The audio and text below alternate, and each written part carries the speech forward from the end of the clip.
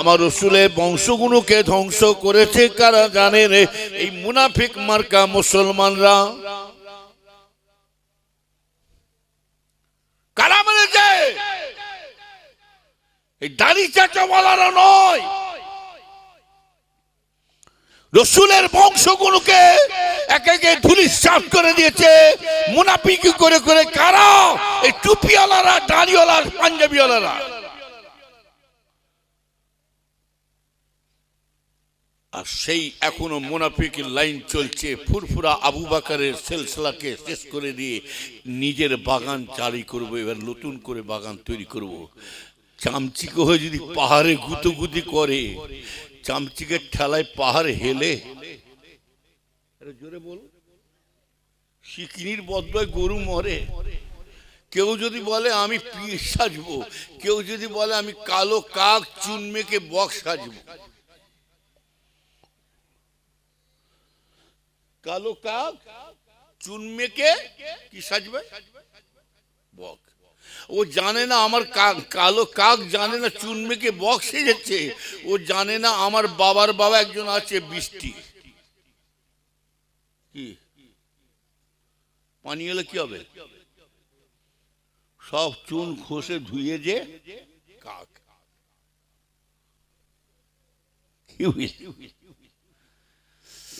নবীর উম্মতেরা শুনে রেখে দেন, ও নবীর উম্মতেরা, রসুলের বংশগুলোকে শেষ করেছে মুনাফিকি করে করে। আর এটাও চাইছে মুনাফিকি করে করে হুজুরদের দল দিয়ে, নাম দিয়ে, দোহাই দিয়ে চলবো, কিন্তু ভেতরি আবু বকরের সিলসিলাকে গোড়াটাকে ধ্বংস করে দেবো। ও নবীর উম্মতেরা শুনে কে দেন, আমি নিজের কানে শুনেছি আব্বাজান ছোট হুজুর কেবলা জবান থেকে, মুফতি আজম মির্জা হুজুর পীর কেবলা জবান থেকে, দাদা হুজুর কেবলার কয়েকটা খলিফার জবান থেকে আমি নিজের কানে শুনেছি। শুনে রেখে দেন আমার ভাইজানেরা, হুজুর কেবলারা বলতেন, বাবা তোমার দাদু জানের সিলসিলাকে কেউ যদি নষ্ট করে দিতে চায়, আবার নতুন করে যদি জারি করতে চায়, তবে জেনে রেখে দিও বাবা, তোমার দাদু জানের সিলসিলার মধ্যে যদি সব যদি বেরিয়ে চলে যায়, কেউ যদি পছন্দ করুক নাই করুক, তোমার দাদু জানের সিলসিলাকে কাউকে পছন্দ করতে হবে না। তোমার দাদু জানের সিলসিলাকে স্বয়ং আমার আল্লাহ নিজে পছন্দ করে নিয়েছে। কবুলিয়াতি সিলসিলা কি ভাবছেন? তোমার বিবেক যদি থাকতো, তুমি যদি আলেম হয়, তুমি যদি মুরিদ হয়ে, যদি তোমার জ্ঞানী মানবতা যদি থাকতো, মানবতা যদি থাকতো, যে আমি একটা আলেম হয়ে, একটা পীর হয়ে, মুরিদ হয়ে, পীরের মুরিদ হয়ে আমি কেমন করে আমার পীরের বদনাম করে বেড়াবো, আমার পীরের আওলাদের বদনাম করা মানে ওপরে থুতু ফেললে আমার নিজের গায়ে পড়বে। কথা ঠিক বলছি না ভুল বলছি? একটা আলেম হয়ে তুমি কি করে বিপদ করছো? তোমায় ভালো লাগে না? তোমাকে কিছু বলার দরকার নেই। তুমি মুরিদ, মুরিদানের মতো থাকবে। তুমি আলেম, আলেমের মতো থাকো। যদি মনে করে যে আমি আবু বকরের মুরিদ, আবু বকরের সিলসিলা ভক্ত মানুষ, আবু বকর সিলসিলা মুজাহিদ আলেম, তাহলে তোমার মাথায় এই বিবেকের দরকার, আমি কার বদনাম ছড়াবো, কার গীবত গাইবো, কার বিরুদ্ধে কথা বলবো। সে তো উপরে থুতু ফেললে তো নিজের গায়ে পড়ছে। অতএব আমার পীরের এমন বাচ্চা পয়দা হলো, বাপের সন্তান পয়দা হলো, আমরা নিজের বাপ ছেলে বাপের বদনামটা আমরা নিজেরা নিজেরা ছড়াচ্ছি। আমার পীরের বদনামটা আমরা নিজেরাই ছড়াচ্ছি। এতে কি ভাবছো? এতে কি ভাবছো তোমার আবু বকর এতে খুশি হয়ে যাচ্ছে নাকি? নবীর উম্মতেরা শুনে রেখে দেন ইমানদার ভাইয়ানেরা, তবে খুব সাবধান আমার ভাইয়ানেরা, কঠিন সময় এসে গেছে। আল্লাহ রসুল বলছেন কোন মানুষ যদি বলে কোনো ফিতনা ফাসাদে যাব না, কোনো ব্যবসায় যাব না, আল্লাহ রসুল বলছে, আল্লাহর হাবিব বলে রে ওই মানুষটাকে জোর জবরদস্তি করে ফিতনা জড়িয়ে দেওয়া হবে। ও নবীর উম্মতেরা শুনে রেখে দেন, আমি সব একটু একটু করে টাচ দিয়ে যাচ্ছি, শুনে রেখে দাও। যদি সত্যিকার আপনি প্রকৃতি আলেম হতে পারেন, সত্যিকারে যদি আপনি আলেমে হাক্কানি হতে পারেন, তোমার মধ্যে এই জিনিসটা থাকা দরকার আছে যে নবী পাকের উপরে কম হিংসা করে না, নবী পাকের উপরে কম দুশ্মনী করে না, আমার রসুলকে কম মারে না, আল্লাহ রসুলকে ইহুদিরা কম অত্যাচার করে না। এমনকি তায়েফের ময়দানে আল্লাহ রসুলকে মারতে মারতে 3 মাইল পর্যন্ত নিয়ে গেছেন। উহুদের ময়দানে আমার রসুলকে পাথর ছুঁড়ে মেরেছিলেন। এই ওয়াকিয়া জীবনী সব আপনারা জানেন। আল্লাহ রসুল কিন্তু শুনে রেখে দেন, ইহুদির কাছে কাফেরদের কাছে এত অত্যাচার খাওয়ার সত্ত্বেও কিন্তু আমার নবী কারো প্রতিবাদ করেছিলেন।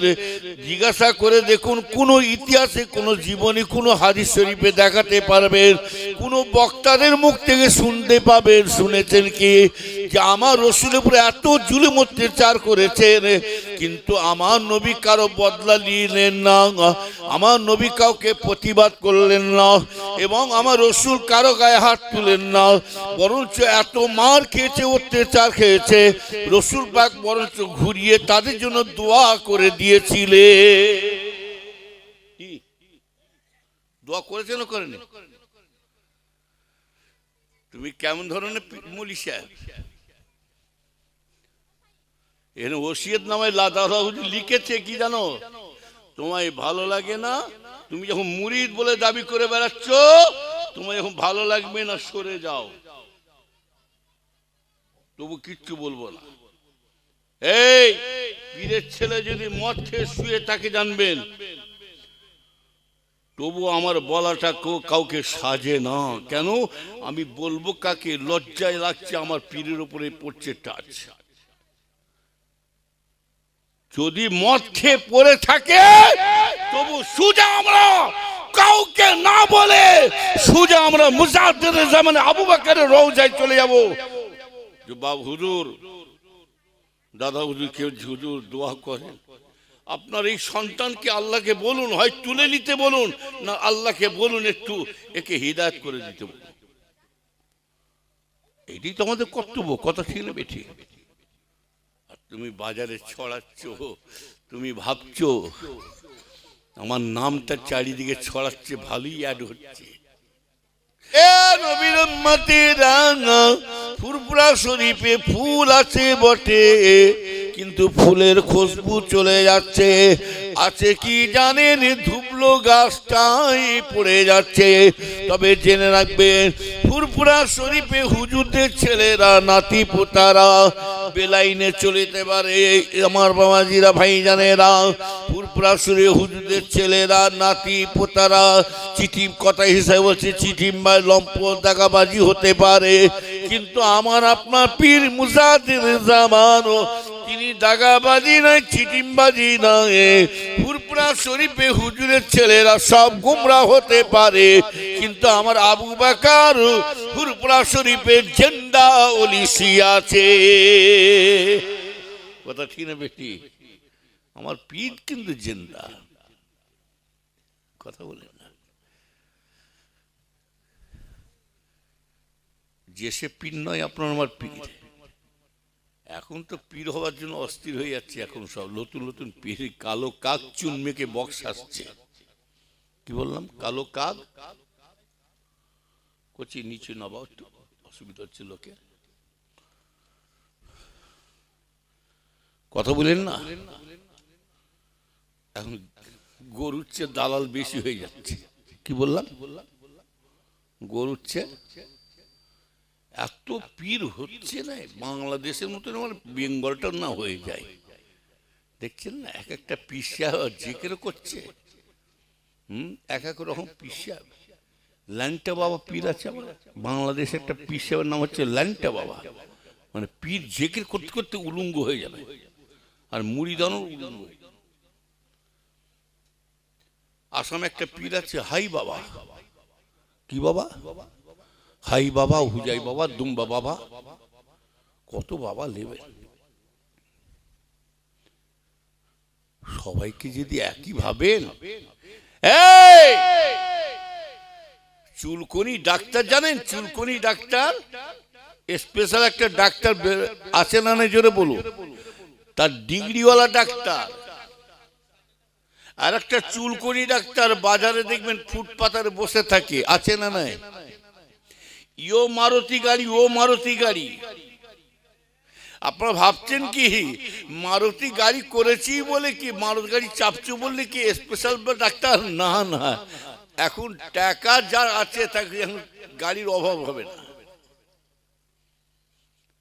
হারাম হোক আর হালাল হোক, হজের আর অভাব নাই। এখন আগে চিন্তা করতে হজ যাব কেমন করে, আর এখন হারাম হোক আর হালাল হোক হজ করে আমাকে হাইসা বলে ডাকবে। কথা বলি না, কঠিন সময় এসছে। এটা হচ্ছে ওই জন্য বলছি ফিতনা ফাসাদের সময়। নবীর উম্মতের আখিরি জামানা আল্লাহ রাসূল বলছেন এমন একটা দিন আসবে ইমানদার বান্দাদের উপরে ঈমান রাখা কঠিন অবস্থা হয়ে দাঁড়াবে। ও নবীর উম্মতেরা, আগুনের আংনা যদি হাতের মধ্যে রাখা যায়, আগুনের টুকরা যদি হাতের মধ্যে রাখা যায়, ওই মানুষটা জ্বলনে ছটকা ছটকি করতে থাকে। রাসূলুল্লাহ বলছেন আখিরি জামানাতে ইমানদার মানুষদের উপরে ঈমান রাখা কঠিন অবস্থা হয়ে দাঁড়াবে।